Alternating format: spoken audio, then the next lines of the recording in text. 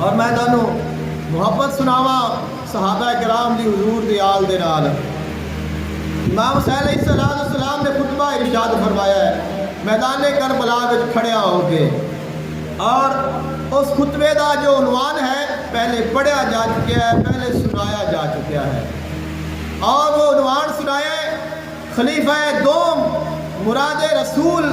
خلیفہ عادل، اشداء علی الکفار، سیدنا حضرت عمر فاروق رضی اللہ تعالی عنہ نے